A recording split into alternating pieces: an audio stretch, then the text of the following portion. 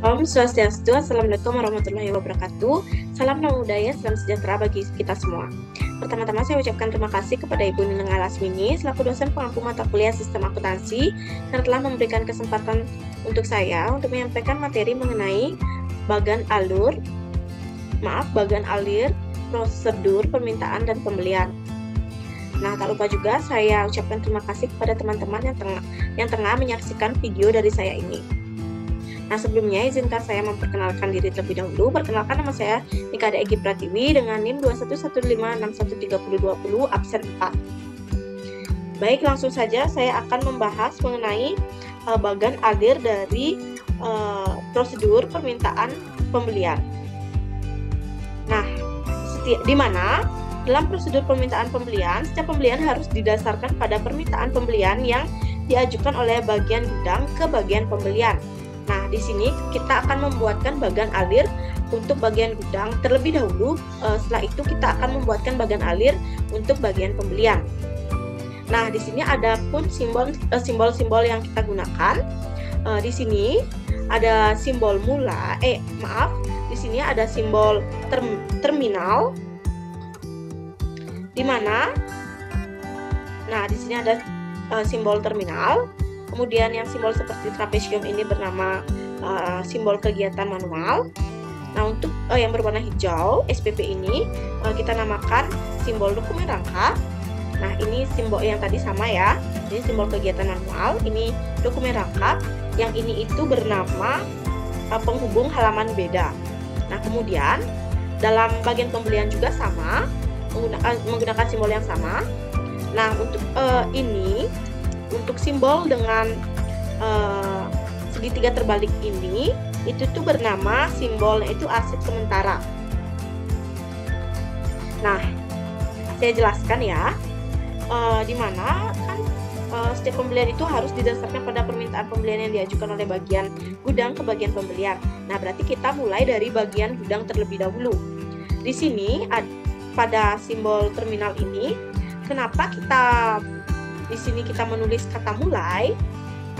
Nah, karena dalam simbol terminal sendiri itu, simbol terminal itu digunakan untuk memulai dan mengakhiri suatu proses atau sistem. Makanya di sini kita menggunakan simbol dengan nama terminal. Nah, yang kedua itu,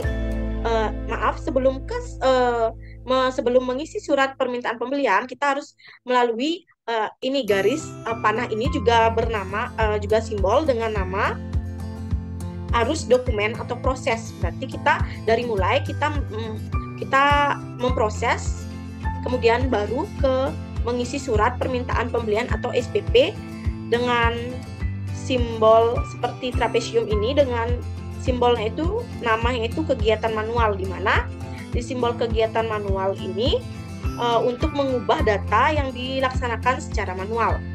Nah, kemudian setelah itu kita memprosesnya menjadi SPP rangkap 2. Nah, kemudian dari SPP rangkap 2 ini dokumen SPP rangkap 2 kemudian diproses lagi. Kita di SPP rangkap 2 itu akan kita mintai tanda tangan atas SPP dari Kepala Departemen Logistik. Nah, kemudian diproses lagi, SPP-nya telah ditandatangani oleh Kepala Departemen Logistik, maka kemudian SPP ini akan dihubungkan ke halaman beda. Nah, halaman beda di sini kita akan menghubungkan dia ke bagian pembelian. Nah, di bagian pembelian ini SPP rangkap 1, kita di bagian pembelian kita menerima SPP rangkap 1, di mana SPP rangkap 1 ini kita terima dari bagian gudang, sedangkan untuk SPP rangkap 2 akan disimpan oleh bagian gudang. Nah, setelah kita menerima SPP rangkap 1 ini, kita akan memproses prosedur permintaan penawarannya.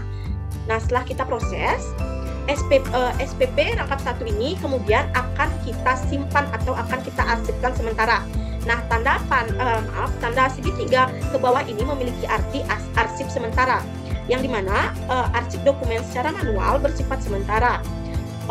Yang biasanya itu arsip sementara ini menunjukkan di dalamnya itu terdapat huruf yang dapat menunjukkan urutan arsip, menunjukkan nomor, menurut abjad, menurut tanggal, seperti itu.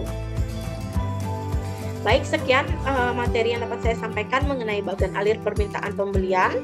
Jika ada salah kata atau penyampaian yang kurang berkenan, saya mohon maaf yang sebesar-besarnya. Akhir kata saya tutup dengan Parama Santi. Om Santi Santi Santi Om. Assalamualaikum warahmatullahi wabarakatuh. Terima kasih.